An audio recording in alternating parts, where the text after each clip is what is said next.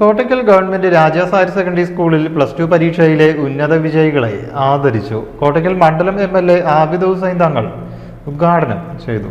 വിജയാരവം എന്ന പേരിൽ ഒരുക്കിയ പരിപാടി കോട്ടയ്ക്കൽ മണ്ഡലം MLA ആബിദ് ഹുസൈൻ തങ്ങൾ ഉദ്ഘാടനം ചെയ്തു.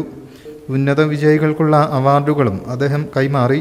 സ്കൂൾ പ്രിൻസിപ്പൽ സലീല സ്വാഗതം പറഞ്ഞു. കോട്ടയ്ക്കൽ നഗരസഭ വിദ്യാഭ്യാസ standing committee chairman Sajid Mangattil അധ്യക്ഷനായി. +2 പരീക്ഷാ ഫലത്തിന്റെ അവലോകനം KP മജീദ് അവതരിപ്പിച്ചു. ഈ വർഷം പരീക്ഷ എഴുതിയ 824 കുട്ടികളിൽ 78 പേരാണ് ഫുൾ A+ നേടിയത്. 52 പേർ 5 A+ഉം 181 കുട്ടികൾ 90% മുകളിൽ മാർക്കും നേടി. നഗരസഭ വിദ്യാഭ്യാസ standing committee chairman Sulaiman Parammal കുട്ടികളുമായി സംവദിച്ചു. തുടർച്ചയായ വർഷങ്ങളിൽ സ്കൂളിൽ ശുചീകരണ സേവന പ്രവർത്തനങ്ങൾ നടത്തുന്ന ചിനക്കൽ ഒരുമ സൗഹൃദ കൂട്ടായ്മയെ ചടങ്ങിൽ അനുമോദിച്ചു.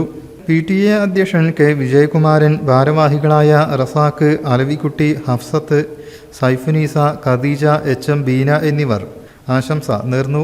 അധ്യാപകരായ CP മൻസൂർ, ഫാത്തിമ മിഹ്റ, ജസിയ ഹിന്ദ്, മിനി, ഖദീജ മൂർക്കത്ത്, സതീദേവി, ഹസീന എന്നിവർ പരിപാടികൾക്ക് നേതൃത്വം നൽകി.